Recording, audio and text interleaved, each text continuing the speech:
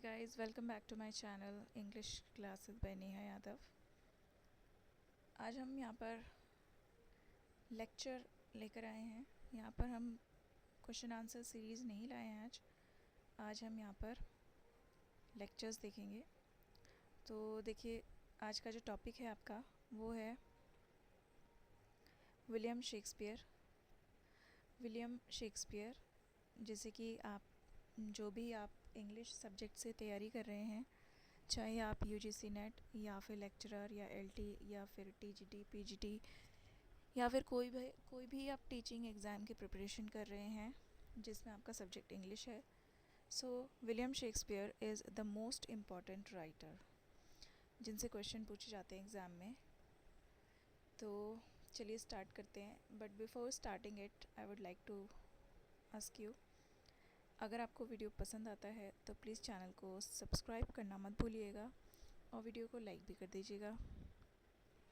तो चलिए स्टार्ट करते हैं। William Shakespeare is called the father of English drama. William Shakespeare को the father of English drama कहा जाता है। विलियम शेक्सपियर का जन्म हुआ था 15 अप्रैल 1564 को स्ट्रेटफोर्ड अपॉन एवॉन में। स्ट्रेटफोर्ड अपॉन एवॉन, यहाँ पर इनका जन्म हुआ था और इनकी डेथ हुई थी 23 अप्रैल 1616 at the same place at Stratford upon Avon, Warwickshire, England. यानी कि यहीं पर इनका जन्म हुआ था और यहीं पर इनकी डेथ हुई थी। इनके पेरेंट्स थे Mary Arden and John Shakespeare. Mary Arden and John Shakespeare were the parents of William Shakespeare. इनकी एजुकेशनल क्वालिफ़िकेशन की अगर हम बात करें तो विलियम शेक्सपियर जो है वो उनकी पढ़ाई जो है ग्रामर स्कूल ऑफ लंदन से हुई है। इनकी वाइफ का नाम था एनी हैथवे।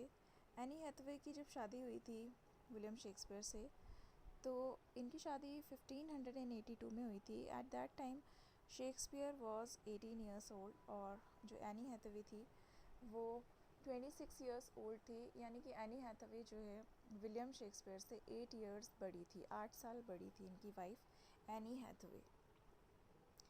इनके 3 बच्चे थे, इसमें गर्ल सुजैना, इसका जन्म हुआ था 1582 में। उसके बाद जो है इनके ट्विंस हुए थे Judith and Hamnet. Judith and Hamnet, इसमें से जो हैमनेट इनका बेटा था, सन जो था इनका, उसकी डेथ हो गई थी 11 साल की उम्र में।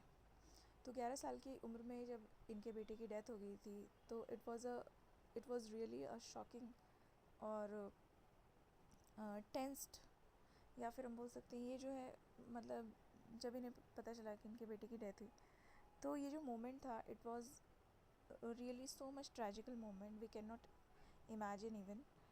तो यहाँ पर इनका जो टाइम था इस समय का वो काफ़ी जो है ट्रेजिक रहा था। शेक्सपियर की बायोग्राफी लिखने वाले पहले व्यक्ति थे, the first biographer of William Shakespeare was Nicholas Rowe. Nicholas Rowe ने इनकी बायोग्राफी लिखी थी। शेक्सपियर की जो करियर की शुरुआत हुई थी वो हुई थी एज अ थिएटर एक्टर। इनके करियर की शुरुआत थिएटर एक्टर के तौर पर हुई थी। He acted in Lord Chamberlain's Man. इन्होंने लॉर्ड चैम्बरलेन्स मैन में एक्ट करना स्टार्ट किया था, एक्टिंग करना शुरू किया।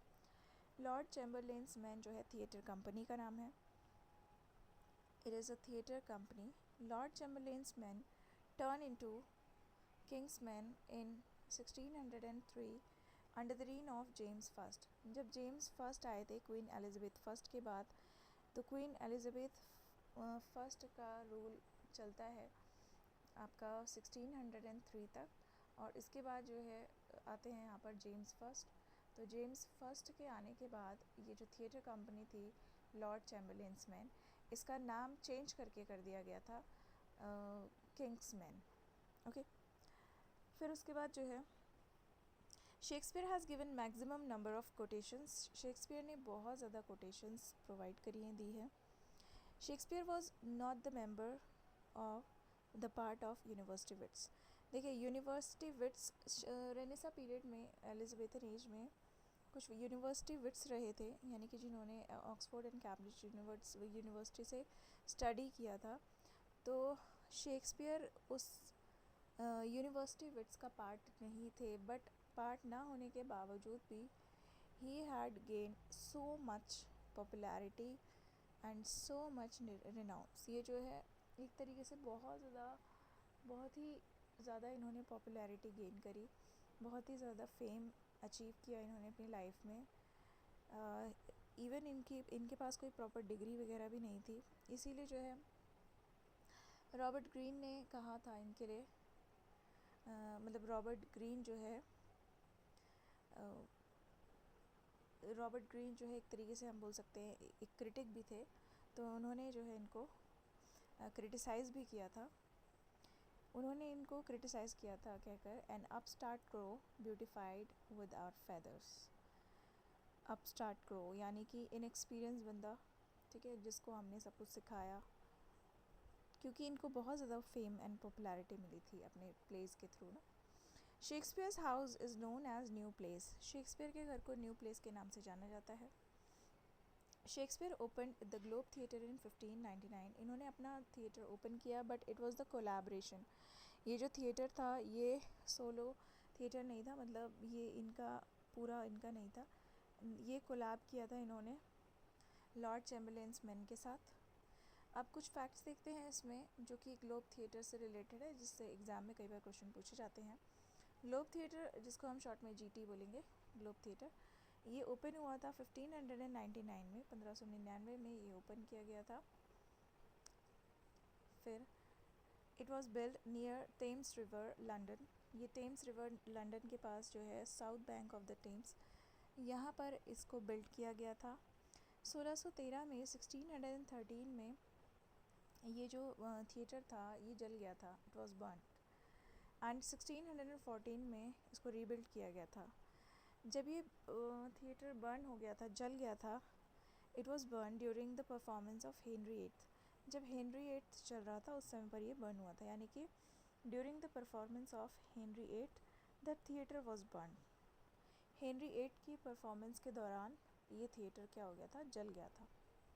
Therefore this play could not be finished bye Shakespeare. इसलिए इस प्ले को शेक्सपियर के द्वारा फिनिश नहीं किया गया, नहीं कर पाए थे वो, because it was the last ending period of his career.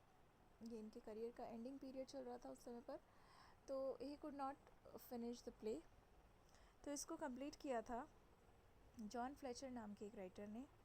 तो Henry eight was incompleted, but it was completed by John Fletcher.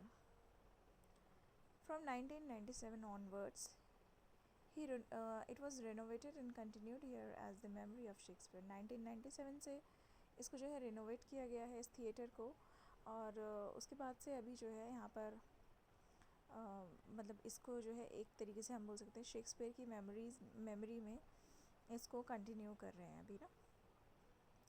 Shakespeare's play, Shakespeare के जो प्ले थे, ये जो फैक्ट्स थे, all these facts were related to about the Globe theatre. अब बढ़ते हैं next. Shakespeare's play were published in क्वात्रो टेक्स्ट। शेक्सपियर के प्ले जो है क्वात्रो टेक्स्ट में पब्लिश हुए थे, but posthumously his plays were published in folios. यानी कि कुछ टेक्स्ट फॉर्म में इनके जो प्लेस थे वो पब्लिश होते रहे, बट एक बुक फॉर्म में इनके फोलियो फॉर्म में ये पब्लिश हुए थे इनकी डेथ के बाद, यानी कि 1616 में इनकी डेथ हुई, उसके बाद ही इनके जो प्लेस थे ना वो एक फोलियो के फॉर्म में पब्लिश हुए। ठीक है, शेक्सपियर्स फोलियोज़। अब बात करते हैं शेक्सपियर के कौन कौन से फोलियोज़ आए थे, कौन कौन से ईयर में आए थे। तो शेक्सपियर का फर्स्ट फोलियो आया था 1623 में। All 36 pledge were published accept Pericles. देखिए इसमें एक तो पेरिकल्स नहीं था, दूसरा इसमें टू नोबल किंग्समैन भी नहीं था। ये दो प्लेस जो है इसमें पब्लिश नहीं हुए थे। हालांकि जो टू नोबल किंग्समैन है, हालांकि कहा जाता है कि it was the collaboration, but Pericles which was fully written by William Shakespeare, it was not included in the First Folio. इसको पब्लिश किया था, this folio was published by his fellow actors. इनके फेलो एक्टर्स थे जिनका नाम था John Heminges and Henry Condell. John Heminges and Henry Condell, इन दोनों ने जो है इसको पब्लिश किया था। फर्स्ट फोलियो को। उसके बाद सेकंड फोलियो आया था इनका 1632 में। 1632 में सेकंड फोलियो आया था। It was the revised version and Milton's poem L L Allegro was included in this edition. इस एडिशन में मिल्टन की पोएम एल एलिग्रो इंक्लूड थी। ओके, फिर थर्ड फोलियो आया था इनका। Third folio was published in 1664। In this edition Pericles was added. Third edition में Pericles को ऐड किया गया था। और fourth folio was published in 1685। ये जो फोर्थ फोलियो था ये 1685 में पब्लिश हुआ था। ओके, तो ये जो है these were some important information related to the folios of Shakespeare's plays. अब यहाँ पे देखेंगे कुछ क्वेश्चंस हमने यहाँ पे लिखे हैं। How many Roman plays have been written by Shakespeare? Name the 3 problem plays written by Shakespeare. How many sonnets have been dedicated to the Dark Lady? Shakespeare dedicated dash sonnets to the love of the god of love. Shakespeare road dash poems. Shakespeare ने इतनी poems लिखी हैं।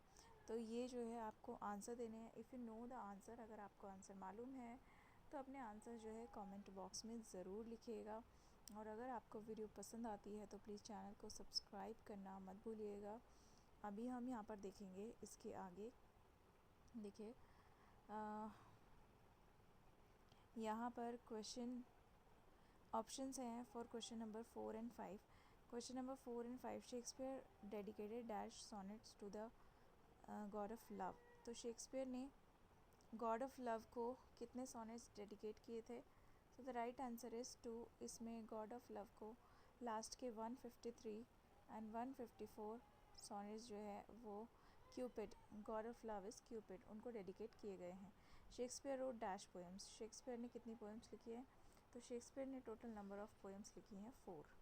ठीक है, so these are the answers. अब फ़िलहाल जो है आप इन 3 क्वेश्चन के आंसर दीजिएगा। अपने आंसर जो है आप लोग कमेंट बॉक्स में ज़रूर लिखिए। जो भी आपको आंसर मालूम है वो आंसर आप जो है कमेंट बॉक्स में लिखेंगे। आगे हम देखते हैं यहाँ पर Roman plays written by Shakespeare. तो देखिए शेक्सपियर के द्वारा लिखे गए रोमन प्लेज थे 3 Roman plays have been written by Shakespeare. Roman plays मतलब जिसमें रोमन कल्चर, रोमन थीम को रिप्रेजेंट किया गया है और इसकी मेन थीम है सुसाइड।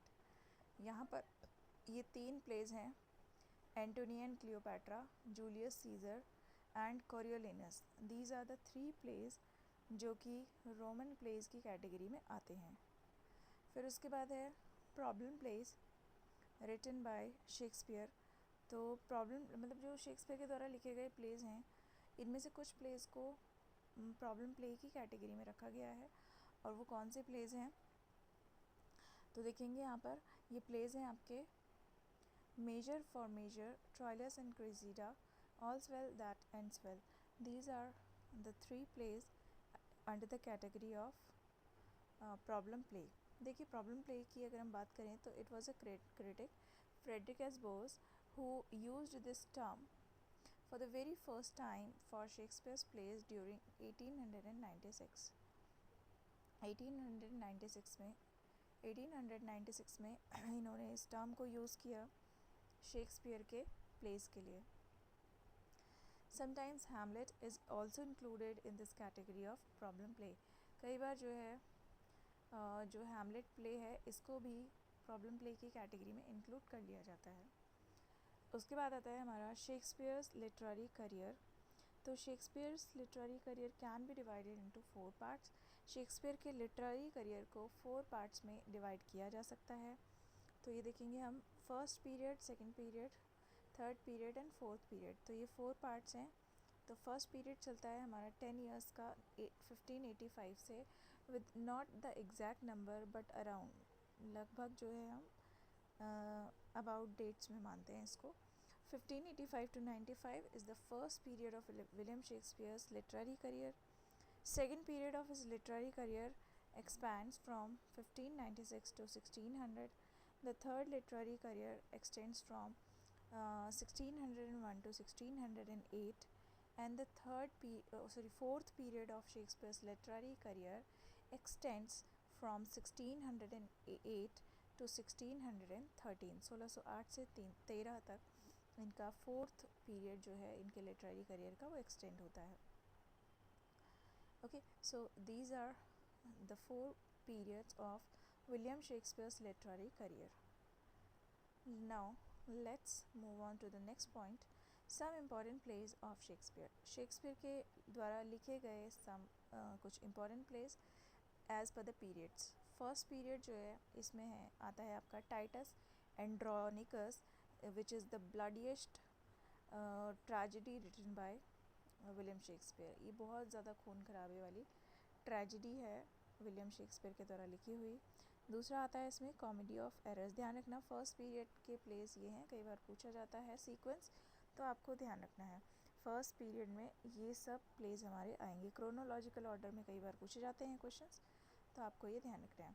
दूसरा है इसमें कॉमेडी ऑफ एरर्स. तीसरा है टेमिंग ऑफ द श्रू. तीसरा है इसमें Richard second and Richard third.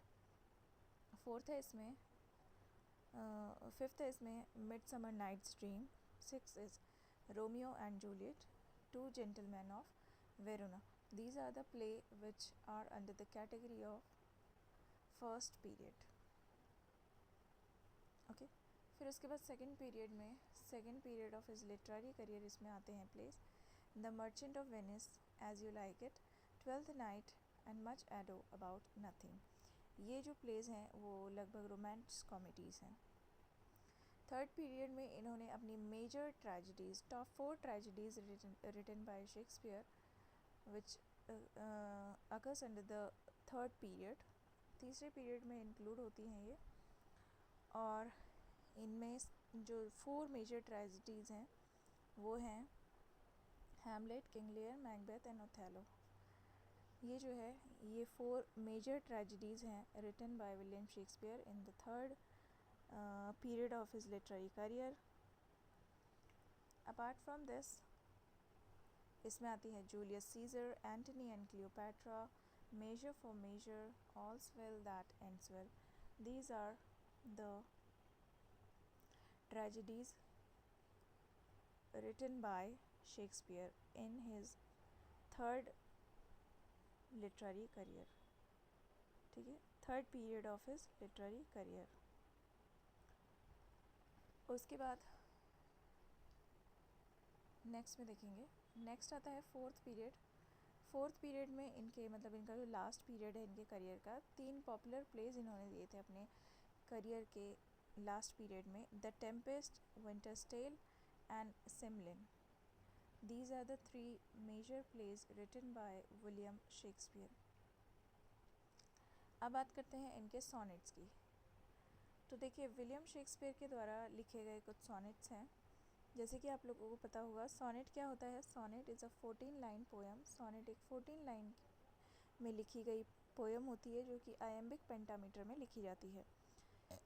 ये जो शेक्सपियर है इन्होंने 154 सॉनेट्स लिखे हैं इन टोटल, यानी कि total number of sonnets written by William Shakespeare are 154. 154 sonnets इसमें लिखे हुए हैं. These sonnets were published in 1609. ये सॉनेट्स जो है 1609 में पब्लिश हुए थे. ओके, 1609 में ये सॉनेट्स इनके पब्लिश हुए. फिर उसके बाद है his sonnets are called Shakespearean sonnets और इंग्लिश सॉनेट्स. इनके सॉनेट को शेक्सपियरियन सॉनेट्स या फिर इंग्लिश सॉनेट्स कहा जाता है. सॉनेट नंबर 1 to 126 यानी कि 1 से लेके 126 तक जो सॉनेट इन्होंने लिखे हैं they are dedicated to fair lord या फिर हेनरी रियोट्सले या मिस्टर WH. इनको डेडिकेट किए गए हैं. Sonnet number 127 to 154 these are dedicated to dark lady या फिर मैरी फिटन भी इनको कहा जाता है. बट यहाँ पर जो लास्ट 2 सॉनेट्स हैं 153 एंड 154 ये बेसिकली जो है गॉड ऑफ लव क्यूपिड को डेडिकेट किए जाते हैं. तो डार्क लेडी को total number of sonnets dedicate किए गए हैं 28. शेक्सपियर के सोनेट्स को we can divide into two parts, हम दो पार्ट्स में बांट सकते हैं। इनके सोनेट्स को बांटा जाता है क्वार्टरेन्स में एंड कपलेट में। क्वार्टरेन यानी कि 4 lines of stanza is called quatrain. तो इसमें 3 क्वार्टरेन्स हैं, यानी कि total number of lines are 12। तो 3 क्वार्टरेन होने का मतलब है इसमें 12 लाइन्स हो गई, क्योंकि सिंगल क्वार्टरेन में 4 लाइन्स होती हैं, तो 12 लाइन्स। और couplet is a pair of line, तो यहाँ पर एक पेयर होता है 2 लाइन का। तो यहाँ पर देखेंगे तो टोटल नंबर ऑफ लाइन्स हो गई 14 इन आयम्बिक पेंटामीटर। इनकी राइम स्कीम पूछी जाती है एग्ज़ाम में, तो इनकी जो राइम स्कीम है वो है A B C D E F G G. This is the rhyme scheme of William Shakespeare's sonnet. Rhyme scheme वो होती है जिसमें रिदम या फिर राइमिंग जनरेट होती है और इनका सीक्वेंस अलग अलग होता है। तो इंग्लिश सोनेट का या फिर शेक्सपियरियन सोनेट की जो राइम स्कीम है वो ये है। कुछ एग्जाम्पल देखेंगे, जैसे सोनेट नंबर 18, सोनेट नंबर 18। तो यहाँ पर हम देखेंगे जैसे सोनेट नंबर 18 हमने देखा, shall I compare thee to a summer's day. Day first line A, thou art more lovely and more temperate. B, अब यहाँ पर ए का राइम तीसरी वाली लाइन में बनेगा, day and May. Rough winds do shake the darling buds of May. Temperate का rhyme बनेगा फोर्थ लाइन के साथ, and summer's lease hath all too short a day. तो this is called the rhyme scheme, इसको rhyme scheme कहा जाता है। और इसी तरीके से ये 14 लाइन्स कवर होती हैं। Shakespearean sonnets were written in iambic pentameter, इनको आयम्बिक पेंटामीटर में लिखा गया है। What is iambic pentameter now? Iambic pentameter is a poetical device in which each line has 10 syllables following unstressed and then stressed syllables। ठीक है, तो ये जो है ये कुछ इंपॉर्टेंट चीज़ें हमने यहाँ पर कवर करी हैं। कुछ इंपॉर्टेंट सॉनेट्स हैं यहाँ पर देखेंगे आप, जैसे सॉनेट नंबर 18 कौन सा है, that is shall I compare thee to a summer's day. Sonnet number 29 is when in disgrace with fortune and men's eyes। Sonnet number 73 is that time of year thou mayst in me behold। Sonnet number 55, not marbles nor the gilded monuments। Sonnet number 116 is let me not the marriage of true minds, this one। Sonnet number 130, this is also most important sonnet written by Shakespeare, my mistress' eyes are nothing like the sun। Then sonnet number 71, no longer mourn for me when I am dead। ये ध्यान रखिएगा, जो भी sonnets आपके 126 से पहले पहले के हैं वो सभी सॉनेट्स जो है आपके फेयर लॉर्ड को डेडिकेट किए गए हैं। अब यहाँ पे देखेंगे sonnet number 153, Sonnet number 153 and 154 are dedicated to God of love, Cupid। इसमें ये टाइटल है Cupid laid by his brand। Sonnet number 154 is the little love god lying once fall asleep। This is sonnet number 154। Now the question is, shall I compare thee to a summer's day? This is the sonnet number, ये कौन सा sonnet number है? So this is the sonnet number 18। Okay, so these were some most important facts related to William Shakespeare. अगर आप चाहते हैं हम इनके पोएम्स एंड प्लेस से रिलेटेड भी लेक्चर्स लेकर आएँ तो प्लीज़ जो है कमेंट बॉक्स में ज़रूर लिखिएगा और चैनल को सब्सक्राइब करना मत भूलिएगा। See you in the next video. Thank you and take care.